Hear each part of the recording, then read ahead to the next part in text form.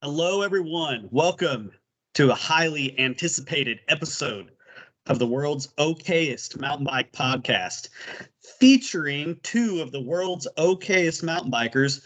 And I know this for a fact because we were basically sitting, Ryan probably just barely a little better than the top half, and me just a hair maybe behind the absolute middle of the pack. So us combined is an absolute middle of the pack 50% racer, finishing the BT Epic 2024. Here's our recap. And also Kyle. Hi. What's up, boys? What's going on? Monday after BT. I know we tried to get this going fast before we lose our fire about it because we've got a lot to talk about. And we had some good input too.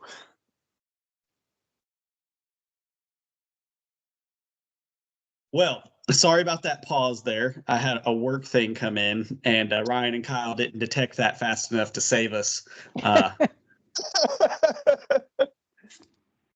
But hopefully we won't have another one of those going on. So what we're going to talk about today in this podcast is really just Ryan and I's experience with somehow doing our best we've ever done and yet being disappointed in ourselves in different ways. I think the disappointment for me and the disappointment for Ryan are completely different reasons. I was so sad for you guys because I was so stoked to see you both cross the line when you did. And I knew that they were within, I didn't know definitively, but I knew they were within PR times for you guys. And it seemed like you both were in good shape every time I saw you. And so when you both came in and were like mega bummed about your times, I was wildly confused. Yeah, I wouldn't say I'm mega bummed. I'm really not. But that being said, I'm a little frustrated, mainly with myself, but more so for just bad strategic decisions, not so much for training or preparedness or anything like that, which you would think in a 6-hour race that's over 52 miles long, depending on whose GPS you're using, you would think that where you start the race and all that really wouldn't matter that much by the end. Turns out that's wrong. That's definitely wrong. Every second matters. Every climb matters. Every downhill matters when you're trying to do your best. And we'll get into it in a minute, but I'll just spoiler alert. Next year, Klint's going to be approaching things very differently at the beginning of the race. But anyway, I'll refute that in a minute, though, Clinton, I think. Oh, so we'll get into that. Oh, geez. Okay. Kyle, I think what we ought to do, since you didn't race this year, and since Ryan and I could both, we could take you through our race, but that would take forever, and that's probably not the best way to go about this podcast. Kyle, why don't you sort of lead me and Ryan on what do you want to know, or what do you think people want to know? What do you think we should focus on? I might do a solo pod one day this week where I just go through my whole race. I don't know if anyone cares to hear that, but for this episode, Kyle, I kind of want you to wait, time out. I'm going to interrupt myself because Kyle, Ryan and I have a question for you. Yep. We have a question for you that we discussed before you came on here is, can we get a commitment from you to return to the Epic in 2025? Ooh. All right. So this obviously was a discussion. So for those who don't know, I took my family down. We left very early. We were in the van on the way down by 7 a.m. And so we just barely missed race start, but we got our camp set up, and I caught everybody at the Berryman and at Bass and at the finish. And so we kind of just bounced around and caught the whole team. And so obviously there's some regret of I could be out there with my friends, but then I got to remember that you guys were 2 or 3 hours ahead of me last time, and I didn't get to ride with my friends anyways. It was just me suffering in the woods by myself last year. So I may have made the statement at some point in time that I would like to have a goal of achieving the fitness to do a 7-hour BT, which is comically laughable by anybody listening to this podcast who's done the BT, because sub 7 is not even anywhere near impressive. It's probably the bottom 100 finishers. But for me, I think sub 7 would be a good place to start. I don't know if 2025 is going to be that year. If 2025 goes for me like 2024 did, I will be in worse shape in 2025 than I am in 2024. I don't know how to fix that yet. I'm working on things on my side. But at some point in time, I will return to the BT. I will do it again. And hopefully I will do it at a time in which I can dedicate the ability to train.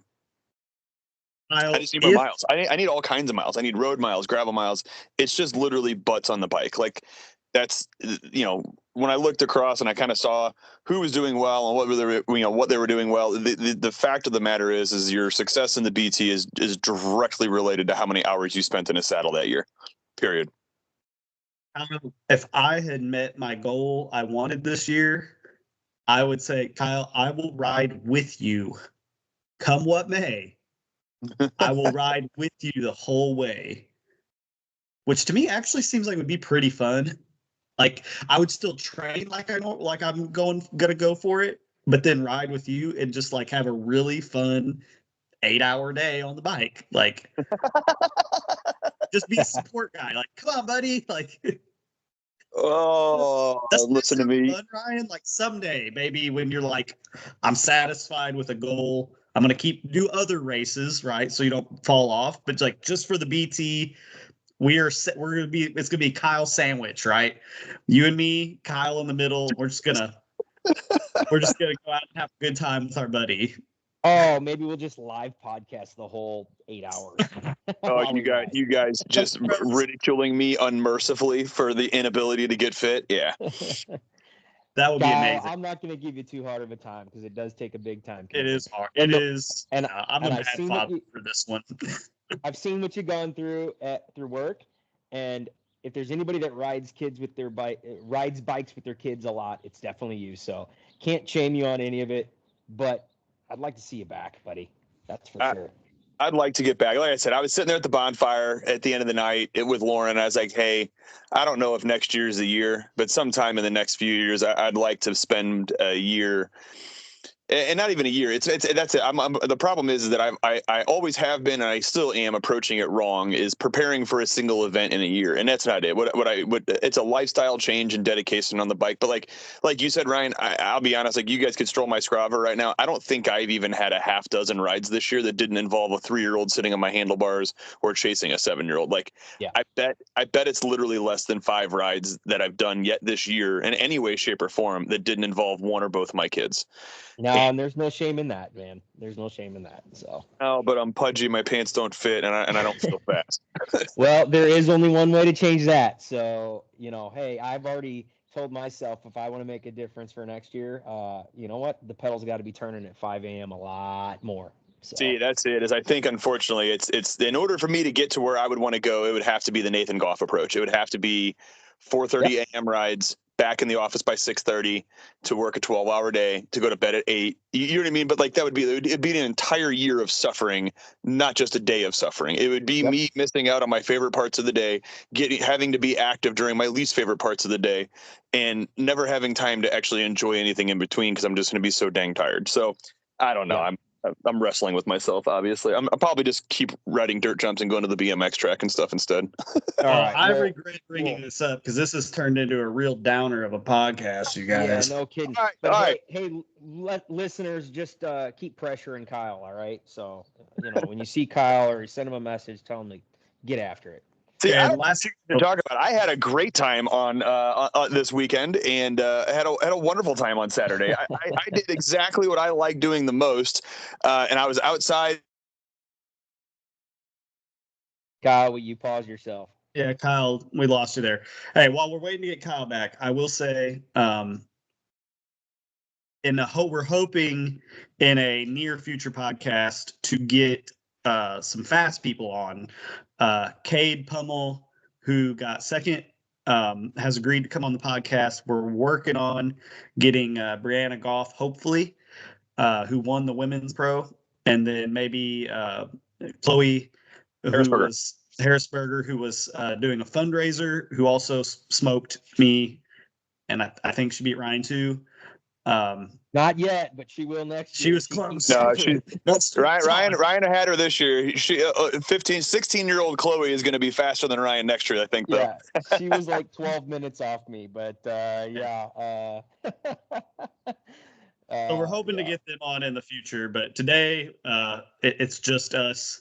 So we're already 20 minutes into this somehow, and we've somehow made it all about Kyle, who didn't even race, which is my fault. I blame myself. All right, so hold on. So let's celebrate the fact we haven't talked about tires yet. We'll get there. So I'm gonna open I'm gonna open my question because I do want to ask you guys, what is something that you look back on and celebrated after the race, after race was finished, that you thought to yourself, I'm glad I did this, or this was new that I tried, that was a good decision? You name one good decision that you made that affected your ability to PR this year. Go ahead, Ryan. Ryan first. I think, my good decision. I would say my good decision was 10 days ago. 10 days prior to the race, is I went out and did a full race lap out there, and I think it just got my head space ready for the amount of time and the effort that was going to be necessary. So I think that was good. I'll always do that from here on out, just to kind of gauge where I'm at. I think that's kind of where a lot of my disappointment comes in, is I put very minimal effort into doing that 10 days ago, and ended up only 3 minutes slower than what I did Saturday on the race. So I think my expectation was, going out and doing a practice race lap 10 days prior and seeing where I was time-wise, and knowing that my effort level was pretty low in that, I should have been 15 to 20 minutes faster, and I was not. So I think that's where a lot of my disappointment comes in, is I feel like I really prepared a lot more this year. And yes, I PR'd it compared to last year by almost 10 minutes or whatever. And then, but realistically, it was 3 minutes faster than what I did it, now almost 2 weeks ago. So I think that's probably in what did I do differently. I would say that's it. Now, not getting too far into just what. If you did one thing different this year and knew that you thought to yourself, yeah, I'm glad I did that, or I'm glad I adjusted this, full pre-race lap 10 days prior is yeah. Good. Okay. Yeah. All right, Klint, what's your answer? What is something that you did that you look back on and thought to yourself that was a good decision? Okay. So I got in. I thought I got more in. I had the intentions to do more, but I forgot about when I was having these knee issues by changing my stem, and it kept my rides that I intended to be in the 30 and 40 mile range, turned them into in the 20s. But I still got in at least. I got 3 rides over 40 miles out on the same trail. I got those in, leading up to it.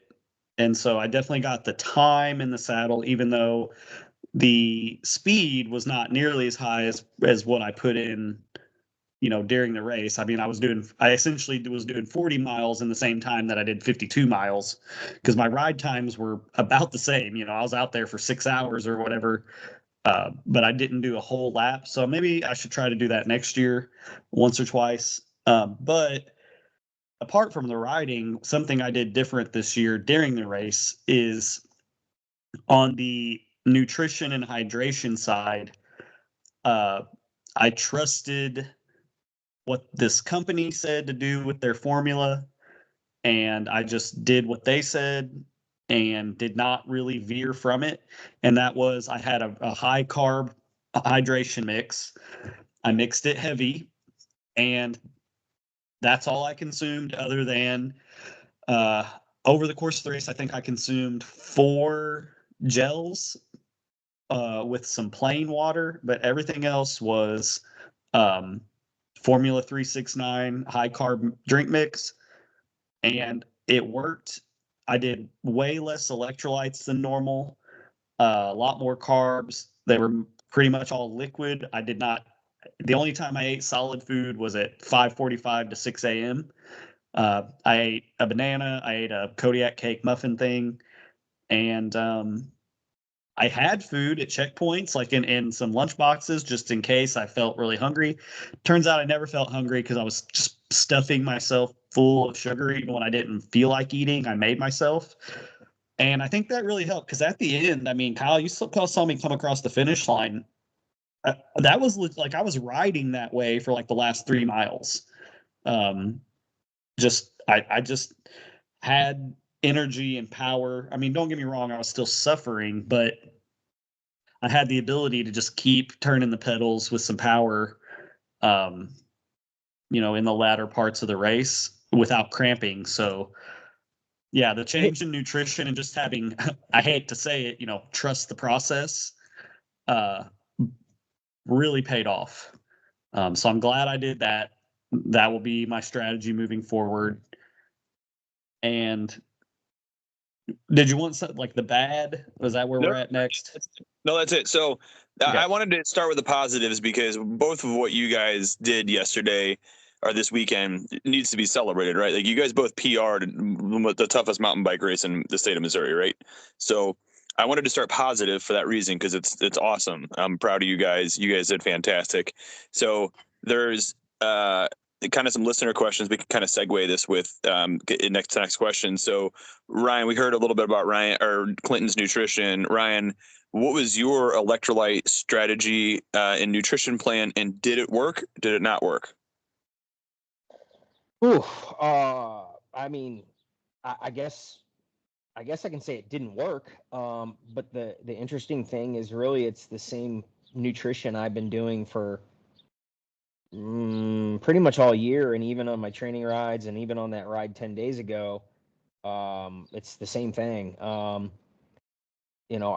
have migrated a little bit away from some of the electrolytes and sodium to more carb this year. But BT was definitely not my first time on my nutrition plan that I used this year. And sadly, I don't know what was going on other than I went out of the gate really hard. But by mile 5, mile 5, not 50, not 35, mile 5, I was cramping. It's you get into the single track, you go down the hill, and there's the rough climb coming up the first hill, and a lot of people have to climb off and walk, and it was so congested I had to climb off, and I took 2 steps off my bike, and my legs locked up 5 miles in. Oh my gosh! And it basically never stopped. Now I was able to kind of keep it calm to where I wasn't totally locking up, but I battled it for the next 5 hours. Terrible. That so, sucks. Ryan, See, that's what I'm like, man. If I was just started the race with Ryan, I probably would have got cramps because I would have had to ride too hard. But I'm like, maybe I could have just stuck with you if I knew you were cramping and I wasn't, and just told myself, like, just try to keep him inside. Just try to keep him inside. Maybe. So Ryan, I mean, looking back on it now, do you have any idea of why you cramped? No. Honestly, I never had any like I never had any fatigue feeling. I never had any I didn't have any gut bombs or anything like that. Like I literally felt great other than my legs just the whole time were trying to cramp. So I think it's because it was. Oh, sorry to cut you off. No, I was just gonna say. So that's I think what's frustrating is I'm sitting here. I've been driving myself crazy for the last 48 hours, really trying to analyze any aspect of it and figure it out, and I just can't. Other than if you look at my heart rate was in the 170s for the first 3 hours. So, That's you right. know, my max heart rate is 178. So, Oh, wow. Okay. To be where I was for that long of a period, I mean, I was going hard. I couldn't get myself to calm down. I knew my heart rate was high, so maybe that's it. But even at that, I mean, you would think, okay, well then the cramps would start at 2.5 hours in, not 30 minutes in like it did. So No idea. No idea. That's How the do you frustrating deal part. with that though? So I have well, I you have questions 5 first. hours. Hang on, Kyle. Um, what kind of warm up did you do before the race? So maybe that's it. I did think about that. I got about 15 minutes of warm up, just pedaling up and down the asphalt road. The right when we take off outside the gate. Before the gravel. I did that 4 or 5 times back and forth, just trying to get the legs moving. Like Nothing too up the big intense. hill or up just the hill there by the fence?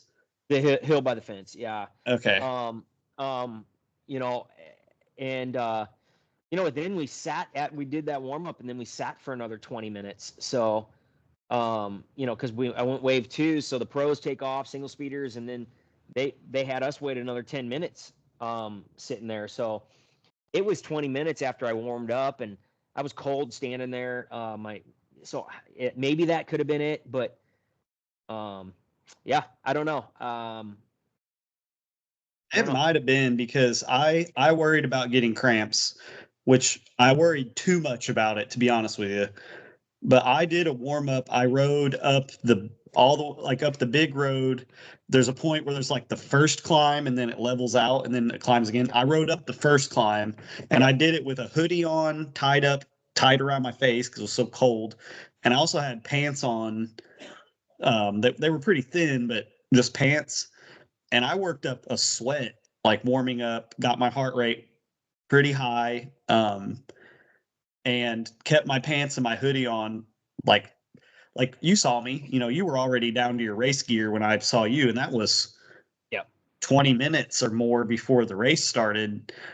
I was literally, I was in the bathroom at 8:42, and because I thought wave 2 or the wave we went with was supposed to start at 8:45. And I'm like washing my hands, and I hear Matt on the megaphone go. I'm like in the bathroom still, right? Yeah. Uh, so I really didn't have time to get cold.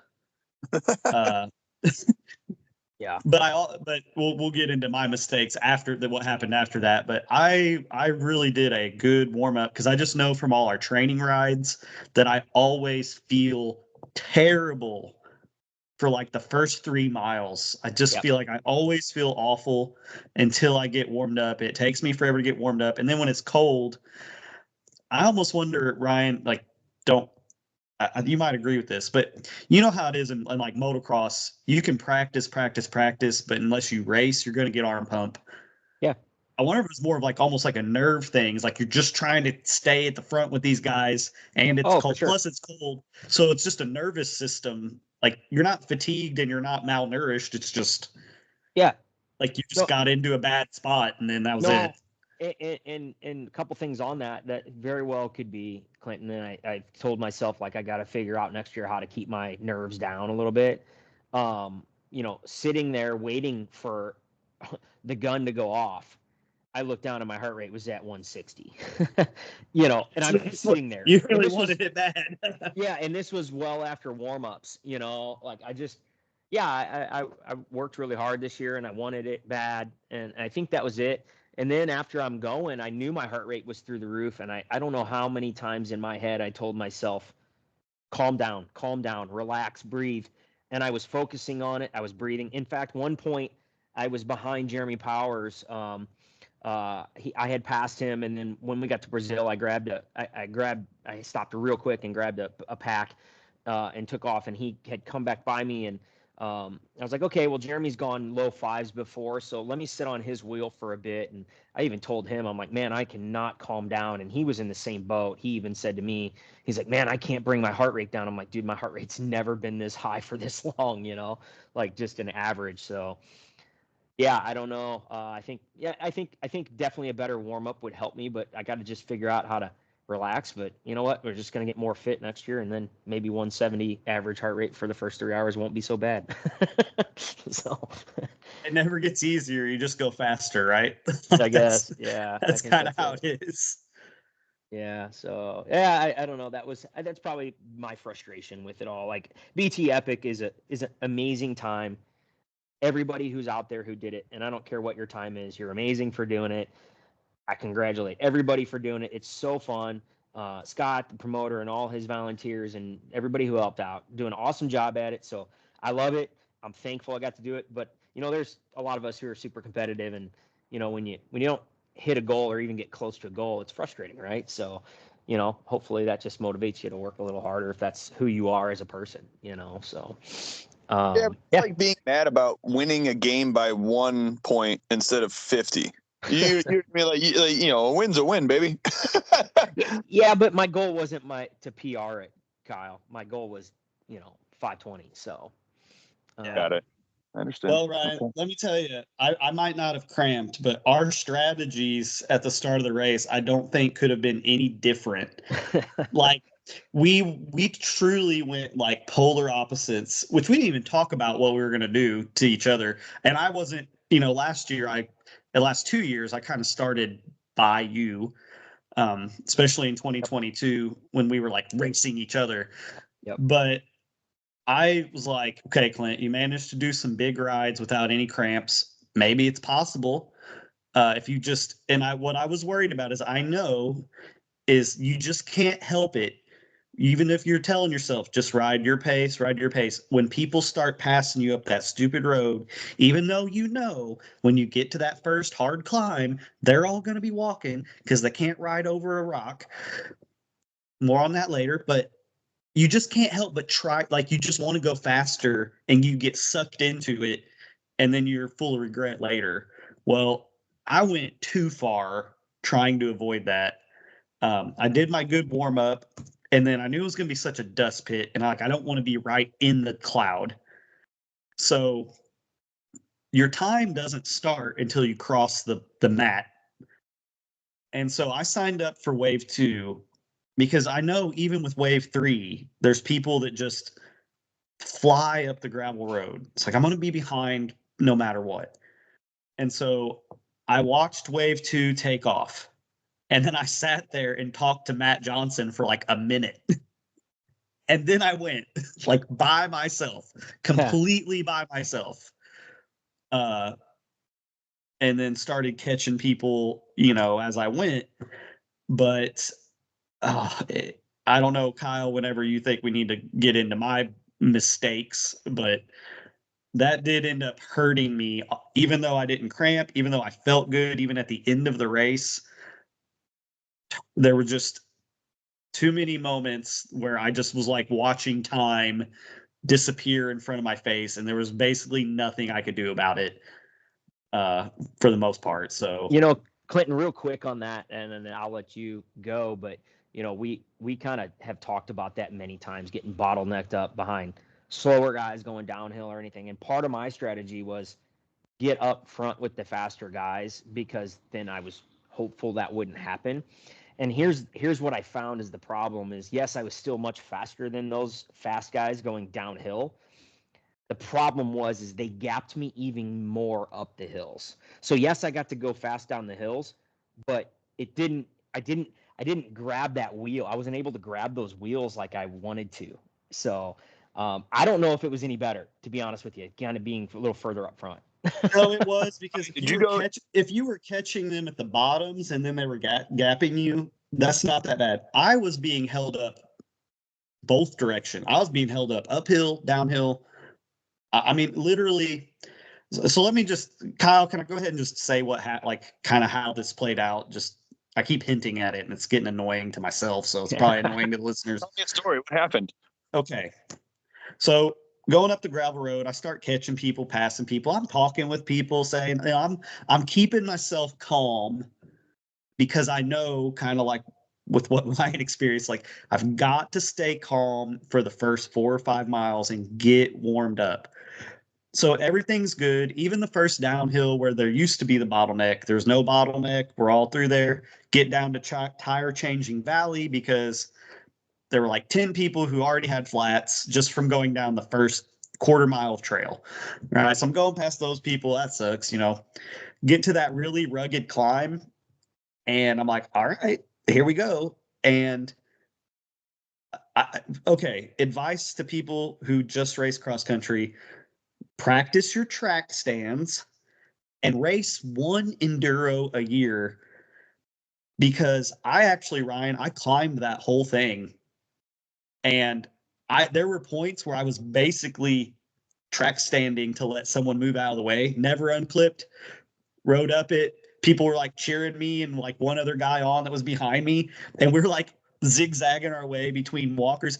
And it was the one thing that was cool at this point is the people down the hill were yelling at the people up the hill, "Get out of the line! Get out of the line! There's riders coming!" Like they were like encouraging us, like, "Yeah, go get them!" And they're like yelling at the people up ahead to like move out of the way. Yeah, that happened too. So, like I said, I kind of got to the bottom of it and looked up, and there was people all over, and I was like, it's too late to even go for it. So I started walking, and I was off to the side. And I will say up front, most of the people were getting off the side.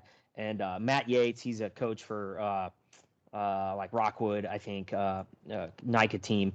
Yeah, all of a sudden I hear him coming through, and he comes pedaling up right up the middle, and everybody jumped out of the way that was kind of close to the middle. So that was good and all, but yeah, I same old story. I don't know that it matters unless you're like in the front of the pros or in the very front 10-15 guys of the way. Wait, things are going good. I'm catching people, but also there's people catching me, and they're like, "Hey, can I get by?" And I'm like, "Sure." I'm like moving over, right? And we get to the point where it's a really, really long downhill, and I can kind of see a group in front of me that I'm catching, but I'm like, okay, there is absolutely no point at this point in wasting any energy booking it up this last climb that has like some 2x4 or 2x6 water bars before the big downhill. I'm like, you're going to be on these people at the bottom. So you might as well just save it. I was even telling people behind me, I'm like, listen, you can pass me, but there's no point in hustling because I promise you, by the time we get to this next bottom of this downhill, we're going to be right behind the people in front of us. Okay. So that's when you get down to the first creek crossing. And I said, okay, this year, because I don't want people being mad at me or whatever, I'm just going to sit in line and wait and wait and wait. And this was a mistake. And I will not do it again. I don't care what people say. It's a bike race. And if you've got goals, you can't afford to waste 5 minutes waiting. And sure enough, right as I was about to get to the creek, two dudes come flying by. And that was their exact words. There was a guy on a Trek Roscoe hardtail that was like, "It's a bike race, isn't it?" And I'm sitting there, I'm kind of mad, but I'm not really mad at him. I'm mad at me. And I'm thinking, yeah, it is. What am I doing? I'm a chump. That's what I am. I'm a chump. So I waited my turn. I will not wait my turn in the future. Sorry. Don't care anymore. Like, that was a mistake. So I waited my turn. Then we take off, right? Passing people, that are messing up on shortly after that. There's kind of a left-hand turn with those like rock steps that are a little bit technical. Pass people there, no problem. So anyway, I'm kind of riding by myself for a good while until there's a segment on Strava. I think it's called Wax Aperitif. And it's basically the last downhill before the big climb to the top of the Brazil Creek hill. And I was by myself. I didn't see anybody. I passed one person. And I actually think I set a PR on this downhill. I wasn't even trying to. I just did. Probably because I went into it harder than normal. And sure enough, at the bottom, roll up on a group. And then at the first part of that next climb, they were kind of gapping me. But then as we start to get about halfway up this climb, which is my favorite climb on the whole trail, it's the only climb I kind of enjoy. I catch a train. and there's parts on this climb where you can actually build some real speed that where it kind of flattens out. And then basically you're making left turns, but into the hill where it's like berms, like nice banked, but it's not loose gravel like a lot of the turns are. And you can just keep your momentum and sail up this hill. And we get to my favorite part with these turns. And I'm literally hitting my brakes uphill, posting. I'm not even pedaling because the people at the front of this train, I can hear their brakes up ahead. Every time there was a root or a rock to get over, I hear squeak. And there's 3 ladies up there that are just braking for every bump. I'm like, so I actually holler. I didn't even know who was up there because there were so many. I'm just like, hey, can I get by at the top of this hill before we start heading down? I'll tell you right when we're there. Like, I know where it's at. And there's like 3 or 4 dudes ahead of me, and they're like, yeah, man, that's cool. Like, no problem. Well, we get to the top. I'm like, hey, the top's right after this turn. And the gals leading the way, they hammer to stay in front of us, and then subsequently drag the brakes all the way down. And I actually passed a couple people. There's you start down the hill and you go for a little bit, and then there's like a really big, wide, left-hand sweeping, super loose rock turn. Well, there's actually some double track on the inside of that. I Sam Hilled it and like cut the double track and just like come flying in and chop some people off, but it still wasn't enough to get to the front. So we're going down Brazilian Wax is the name of the segment. And this is where usually, and I compared my time with my average other times, I'm literally like 2 minutes lost on this downhill, a minute and a half for sure. And I'm literally, there's one point where I'm so frustrated. I'm like just jumping side hits over roots and stuff. And at one point I had my seat down. I literally unclipped my feet and looked kind of back at the guy behind me and start swinging my legs like I'm paddling through mud, right? That's how slow we were going. Like I could just unclip and swing my legs and be stupid because I was so frustrated. I'm just like, would it have been so bad to just let, like, if you're slow, if you have to hit the brakes to go over roots uphill, you're slow downhill. And I'm not being hypocritical because I volunteer to move. If I hear someone roll up on me, I go, hey, you need by? Like, I'm not being hypocritical, but crying out loud. So at this point, there's my 8 between standing in line and the 4 minutes lost up and down that hill. There's my 8 minutes right there. Like, promise you, there was 8 minutes of time just lost, not because of fitness, not because of none of that, bike issues, nothing, just because of position on the trail. And then after that, it got better. I did catch people on a lot of downhills in the section to Berryman campground. Get to Berryman campground. Kyle's there waiting on me. Like, Kyle, I need you. Come on, follow me, follow me. Had Kyle let a little air out of my tires.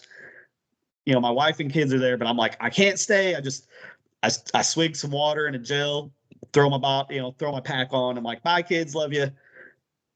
And then I would say from then on, I was held up every now and then, but it was really that first half that just, going down, there's a segment called Gonna Need Brakes or No Brakes Allowed or something.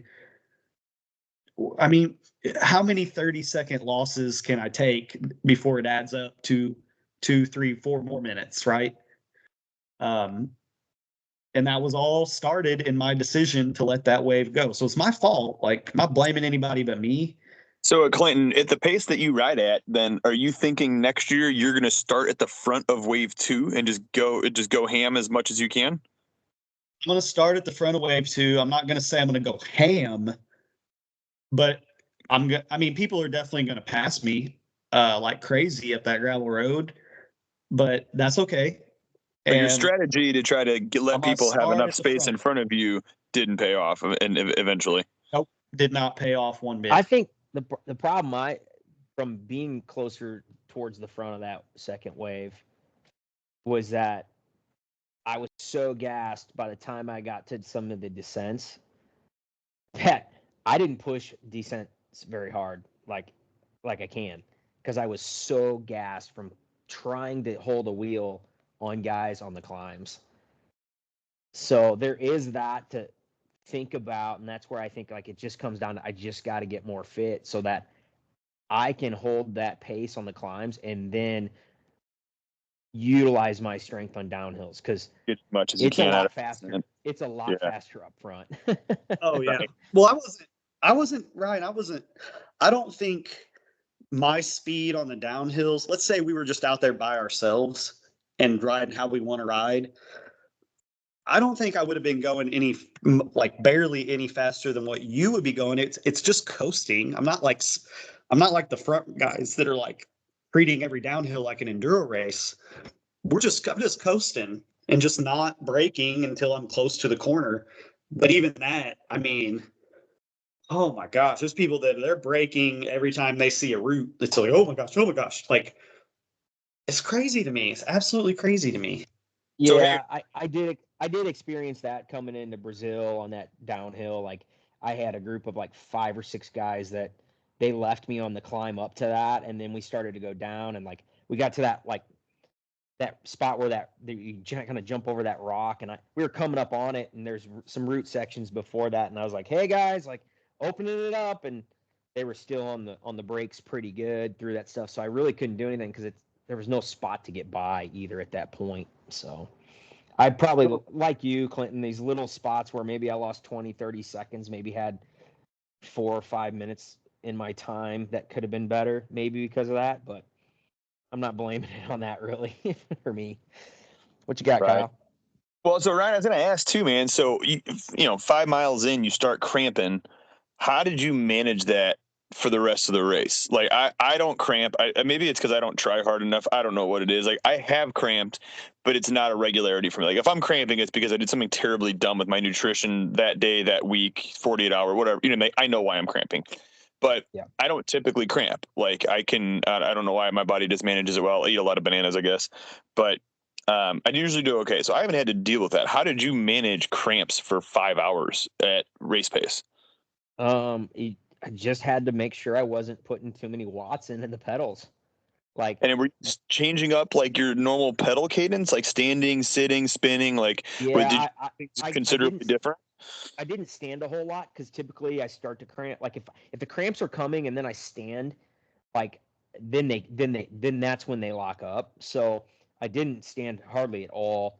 Um, but yeah, I was just really lightening my pedal cadence. I don't remember who it was I told, but like we got to the Three Sisters, and of course that's really far into the race, and I'm fighting off the cramps, and all I could do was literally like I think every pedal stroke I was doing a track stand after the pedal stroke just to keep as little watts into the pedals as I could.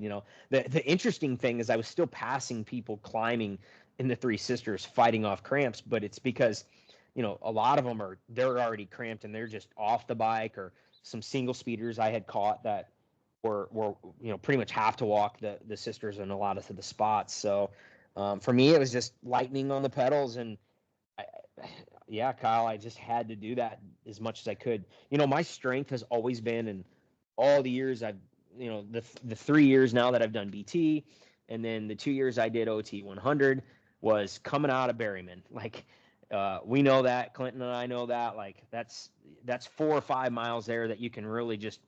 It's not all downhill, but there's not a lot of big climbing in there, so you can really just let it eat. And I usually make up a ton of time there. I didn't have the legs to do it this time. So, um, yeah. So it was just I had to preserve my legs as much as I could the whole way and focus on eating. I mean, I was trying everything. I had an extra like individual pack of LMNT and then extra pack of Tailwinds in the back of my jersey. And I literally tore it open with my teeth and dumped it in my mouth like a pixie stick at one point. Like, something's got to help me get rid of these cramps. It didn't work, and it was awful tasting, but I was trying anything. What's mainlining Scratch Labs? My gosh, that's crazy. Yeah, You know what's maybe I should have snorted it. I don't know. Yeah, you know what I pre-baby can't Scratch figure Labs. out? So I gotta say this just as a view from the starting in the back, which every year I've done it, I've pretty well lined up in the front. I think the first year I ever did, I was in wave the last wave, but 22, 23, and in 23, I lined up in front of wave two, knowing full well I really didn't belong there, but just you know better to start at the front and work backwards, honestly. Especially when you're, a polite guy like me who's more than happy to get out of your way. I really am. Like, I promise you, there was no one that was like, that Klint guy, he wouldn't get out of my way. I promise you, I'll get out of your way. Or even if we're close to the top and you're like right on me, I might even say like, hey, it's downhill coming, we're almost there. I'll let you by on the next climb, but trust me, like there'll be plenty of distance. Anyway, I don't know if that happened this year or not, might have. But as a view from the back, man, I saw a lot more people off the side of the trail, that are just laying down. And you're like, are you okay? They're like, yeah. They're just laying in the leaves. People that passed me early on, they're just done. And I've never experienced, I mean, this was I felt like the tortoise and the hare. It's like, I'm the tortoise today. Like, there's so many people that passed me at some point, and now like their bikes are fine. They're just like, they can't go anymore, probably from cramps. But this is one thing, Ryan, I don't know if there's people that just either they're really fast at their stops or they just don't. But I swear there must be people that from the start of the race pack enough water and food that they literally don't stop at any aid stations. Because like there was this one woman, not one of the ones that was giving me issues earlier on. She had a really cool looking bike though. She had it might have been a Yeti. It was like white and purple and pink with like purple and pink spokes and stuff. It was sweet. And I swear I had passed her like 3 times, maybe not, or maybe I just kept seeing her. I passed her at the very end with probably a mile and a half, 2 miles to go. But I was just thinking, did you literally not stop anywhere? Like, how are you in front of me again? I don't understand how you're in front of me again. Like, I thought we've been through this already. Clint, if you remember last year, I literally did a rolling through Whiskey Ridge and swapped packs, but I never even came to a complete stop, and that was it. Didn't stop him in. I tried to catch him for a picture and see if he needed anything. All I got was just a drive-by. Well, yeah. I at Brazil Creek, so I started the race with just a bottle, and then at Brazil Creek, I grabbed a pack, and that was almost like just rolling through. I mean, I don't think I stopped for 10 seconds. I just threw my pack on, and then Berryman, real quick, had somebody pull my arm warmers off, so that was maybe 10 seconds there, and then coming into Bass before the last 8, I tossed my pack on the roll and grabbed a water bottle.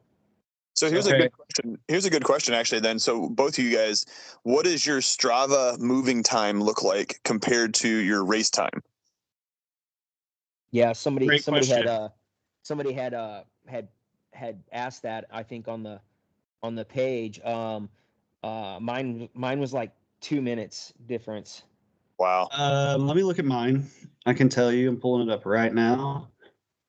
Let's see. Yeah, I cost myself a bit. My moving time was 6:03:42, so about 4 minutes and 40 seconds ish, 4.5 minutes.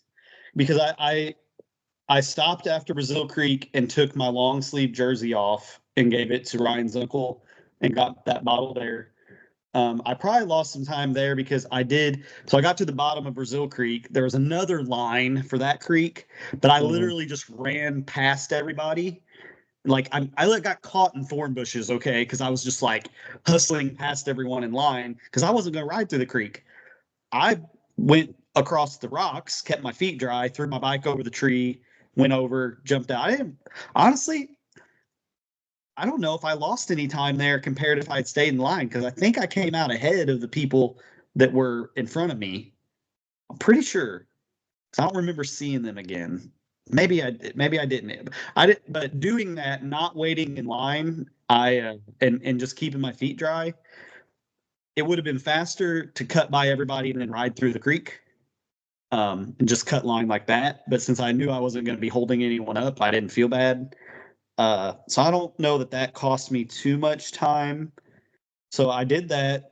And then at Berryman Campground, I got a pack. I had what cost me more time there was just I could tell I was shorter on water than I really wanted to be, so I had to have Hannah fill up a bottle, which I thought I had a bottle in my lunchbox that I had there with my pack in it, but I didn't. Then, like I said, I had Kyle let a little air out of my tires while I was getting sorted out. Clint, I was so nervous about that. You're afraid you're going to overdo it?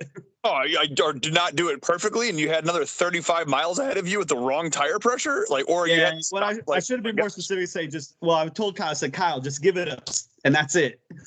I've never know what you did. Trusted in my life that Klint Sylvie trusted me with his tire pressure management amidst the BT Epic. Well, I have to say, Kyle, when I took off and was going, I did think to myself at first, I thought, this back tire does seem a little lower than I would like, but I knew it was really going to get a lot warmer. And by the end of the race, that tire was back up to probably what it felt like when you started. Because the temperature, I mean, that makes a big difference. You can gain several pounds of PSI. You probably gain a PSI for about every 10 degrees of temperature. So we started in the 40s and ended in the 70s.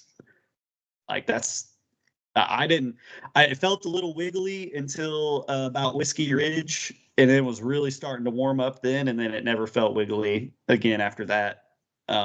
So we were 53 minutes in, but we have to talk about it.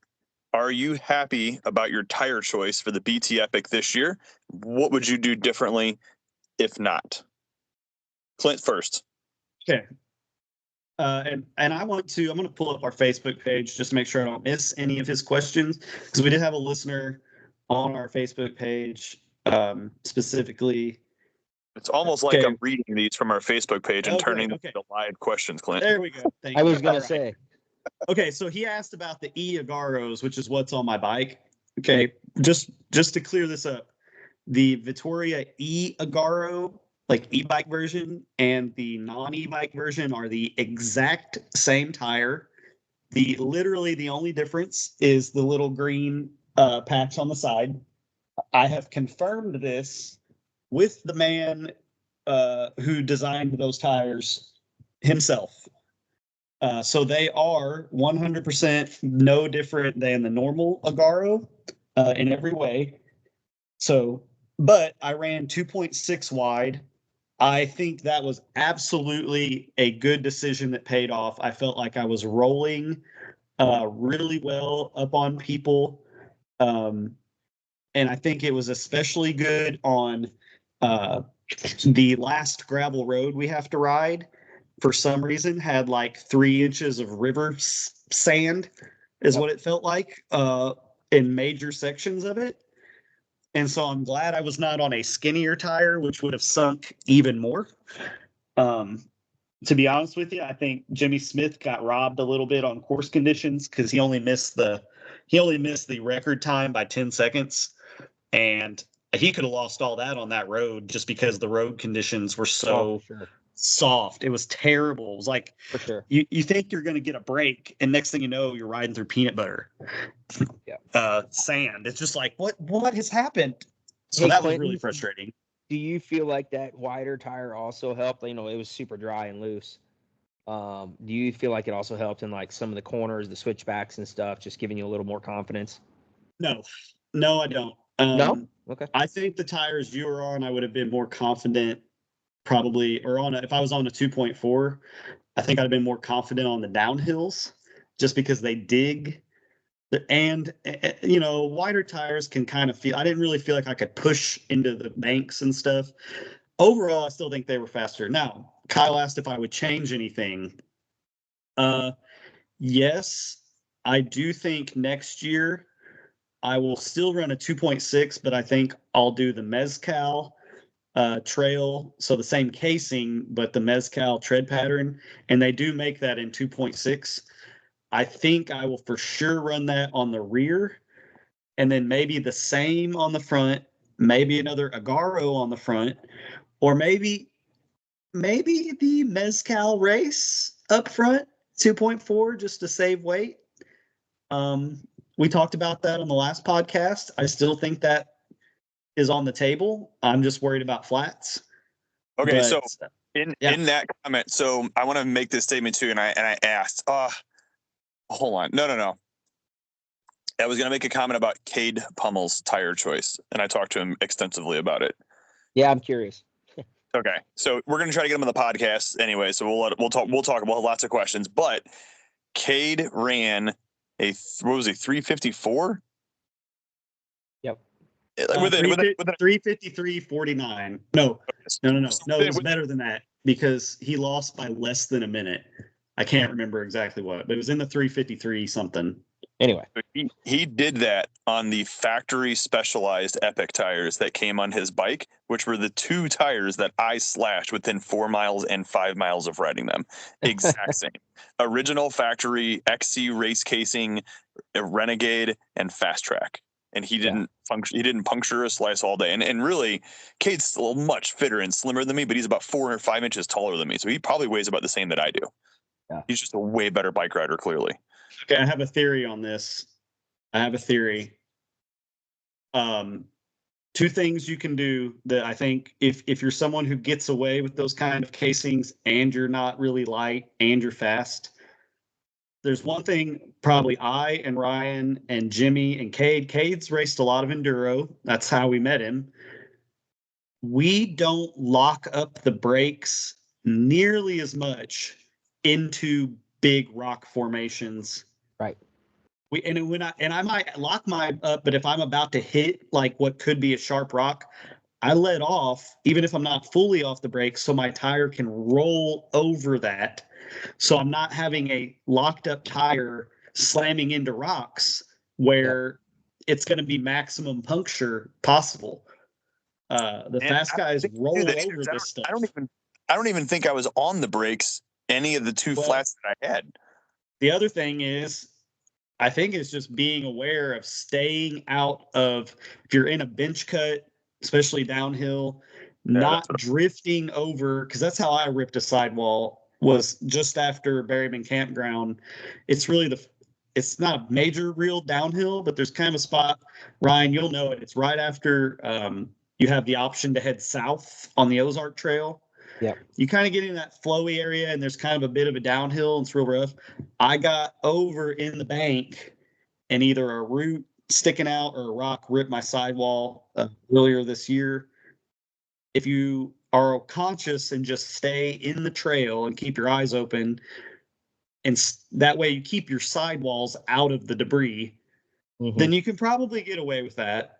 I mean, it's no question. I mean, Cade's a pro level cyclist. I mean, like, like whatever he's doing everything very, very, very right. But there's also like a guy like Cade, like he is rolling the dice a little bit more because he's gonna put his name on that shirt, right? Like, so he's like, I'm gonna roll the fastest tires, right? Whereas me, I'm like, okay, yeah, I could maybe shave 30 seconds off my overall 5 hours and 40 minutes by going to a faster tire, but I'd rather not risk it. I'm just gonna stick with the T7 trail compound kind of thing. So, like, me, I wouldn't switch. Yeah, are they gonna roll a little faster? Yeah, but is it gonna make me hit 520? No. So you were on ground control grid 2.35s in a T7 compound. Is that right? Yep. Same setup I ran last year. Yeah. Okay. Same tires or same setup? I don't know. They might be the same tires. You had the old version of the Purgatory up front last year. That's right. I did run a Purgatory up front. The old version. The new version's very different and not as fast rolling, that's for sure. Yeah. No, that's right. No, I'm running T7 ground controls front and rear. They are probably a little worn out. But I like the tires. I'm not going to say anything about them. I kind of posed that question to Clinton. I did have a crash. I shouldn't call it a crash. Like, I just tucked the front on a switchback a little bit. And, that's kind of why I was asking Clint, like, okay, do you feel like it was grabbing better? I don't think that, say, the Purgatory I had on last year would have prevented me from crashing. It was just simple. Literally, my front tire was on a rock and the rock broke free from the dirt. So, That's all, so. Yeah, I don't think that wider front in those conditions specifically, I actually don't think it was better because when there is that much loose, where it's like piles of gravel almost, then that it floats too much. Yep. Um, Yep. It doesn't instead of knifing through that stuff. So, Yep. there was positives and negatives to it, but for my weight, even if I lose, let's say I lose 18, 20 pounds, get down to 180 or something like that by next year, even at that weight, I still think 2.6 on the rear is the way to go for me. Because of those soft spots, because the gravel roads in places were like kind of soft because it was so dry. I think it really did help me, kind of float over some of that. But Scott for Simon, the 2.4 for you, Ryan, might be the same ground pressure as a 2.6 for me. Yeah, I was gonna say, like, our good friend Scott Simon, he reached out to me yesterday, and he was kind of saying how the gravel was so much harder this year just because it was deep like that. So it was like you made the analogy, like pedaling through peanut butter, kind of. So it's definitely made a difference this year. I think Jimmy would have for sure got the time, maybe if the roads were a little more packed or something like that, for sure. So quite interesting. It's like for if we had like 2022 course conditions, right? He probably gets it with ease. Yeah. I mean, honestly. What were you saying, Kyle? So I'm looking through pictures and kind of analyzing what everybody's on. So it looks like the ground control combo was the tire of choice. So on the Granada team, it was you, John Pyatt, and Harry Harrisberger all ran ground controls, and then Chloe was on. Was your dad on ground controls too? Yep. Okay. Yeah, so that's what most of the team ran. Was everybody ran ground controls front and rear, and then Chloe was on Renegades and Fast Track, which of course is a fast tire, but she's so little that like she can get away with almost anything, and she's got great bike control and finesse. Yeah. Yeah, I think the tire setup that I'm on would have been an excellent BT tire. So I'm ground control front and Fast Track rear, and it's super good enough is what I would say for traction. So like, does it give up a little bit in cornering traction and ability to push? Yes, but I do think the Fast Track does roll considerably faster than the ground control does, and so for a rear, I feel like that would have been a really great combo, the ground control Fast Track. Yeah. We'll see. Maybe next year, boys. Maybe next year. I don't know. What other questions were there, Kyle, from the listeners? That's it. So it was. I know Lisa commented, and she had mostly questions around our fitness and our choices as far as nutrition goes. She wanted to talk about cramps and then electrolyte strategies, which we talked about, and then dealing with cramps after you get them. And then Bill had questions about starting in the wave. How was it getting through the group? Clinton talked about his experience with that.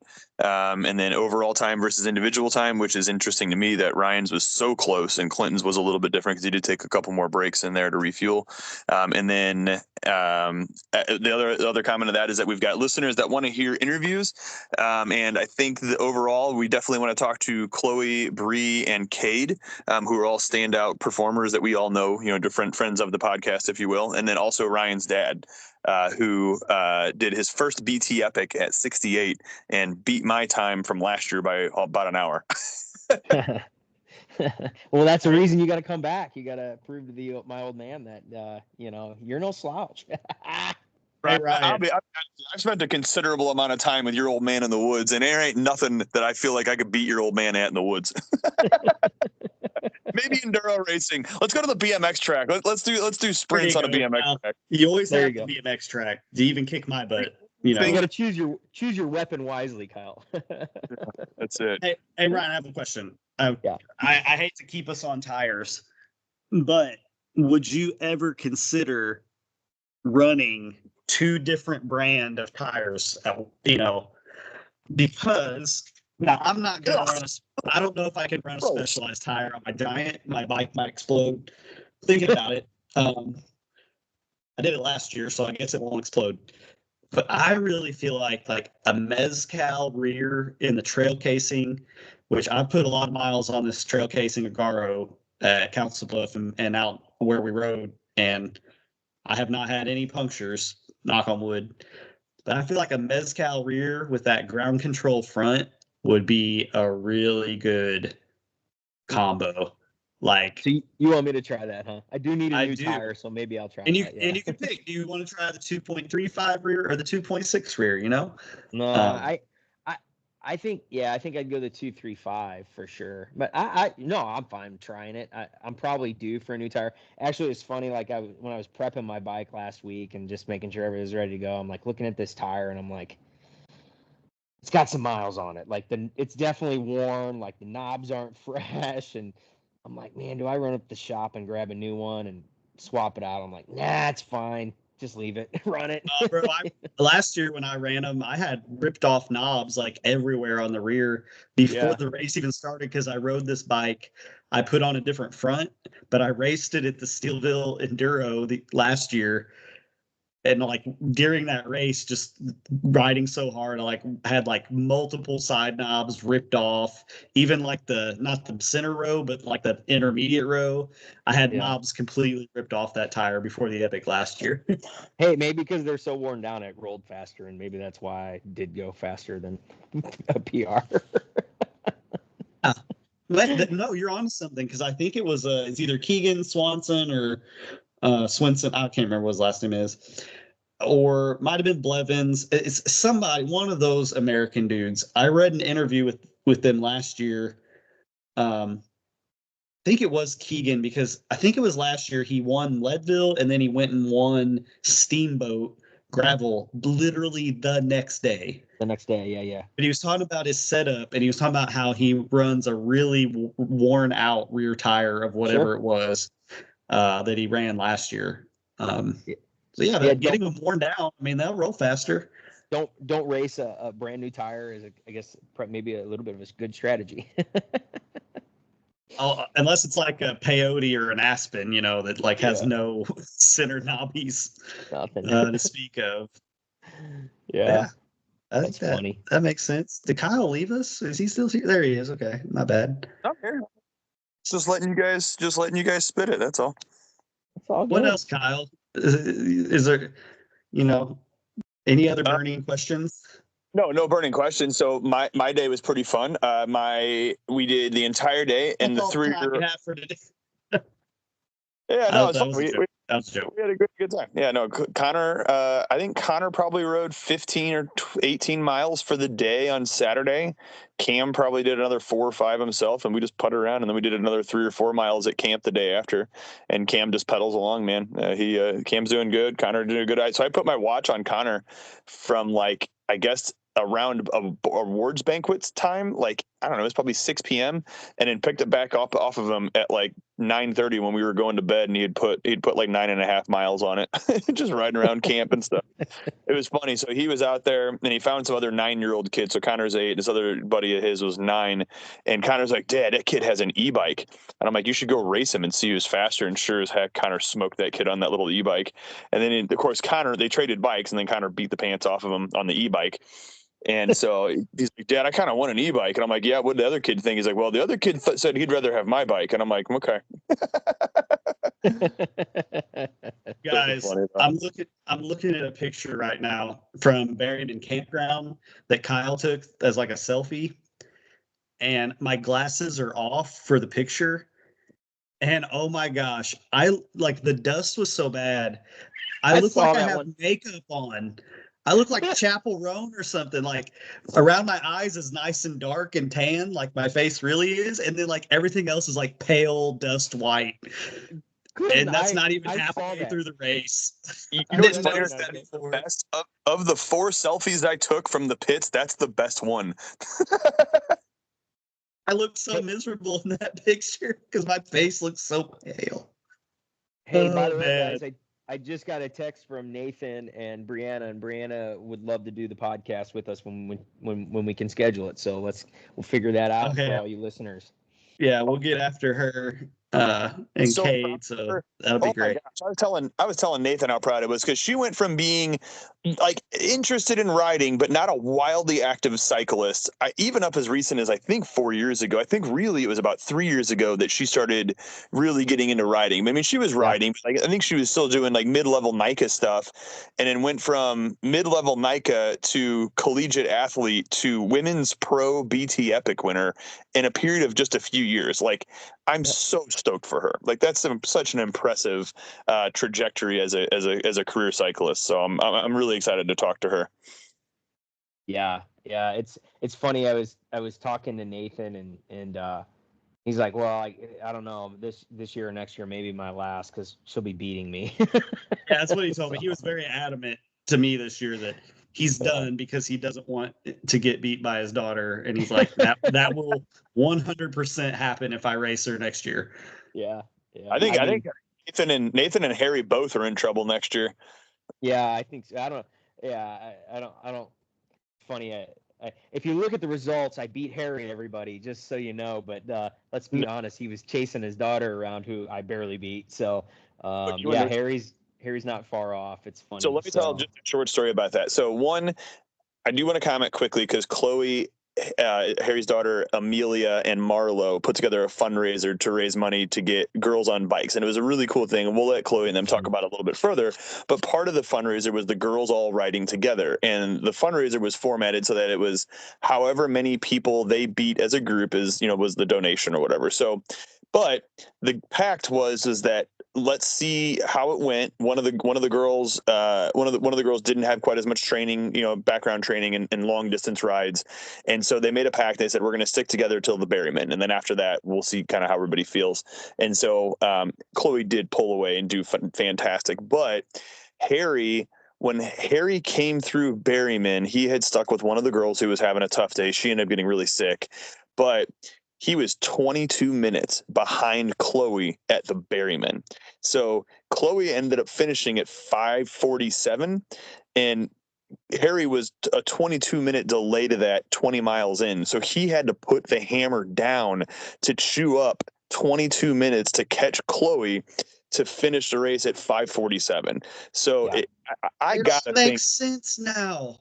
I don't know what his PRBT time is, and I've only gotten to know Harry really the past year and a half or so. But is Harry a 4:30 finisher? I mean, like, what is his class? Yeah. Is he? Yeah, Harry's a 4:30 to 4:45 guy, I'm sure. Okay. No, so I've got a story he might about have a couple years before Chloe's there. Yeah. So I passed him on the gravel road. Okay, but I didn't know who he was riding. He wasn't riding with Chloe even then. He must have just been riding with one of them. And I don't want to call them out, or anything. But because he said he's like, "Is that Klint?" I'm like, "Yeah, I think I passed him on the gravel road, or somewhere early. It's somewhere early." And he's like, "It's Harry." I'm like, "Oh, cool. See ya." Okay, so after Berryman, it's a flat. So one of the girls in the group had a flat, and so Harry said, "Girls, go ahead." And he sent Chloe and the other gal up ahead, and then stopped with the one and fixed her flat. And I think she flatted again, and then but like somewhere between the flats and the Berryman, she had just gotten terribly sick and had a pretty rough day. And so Harry stuck with her to make sure that she made it safely back to her folks at Berryman. And then he asked how far ahead is Chloe, and I said, "You got 20 minutes. You better get after it."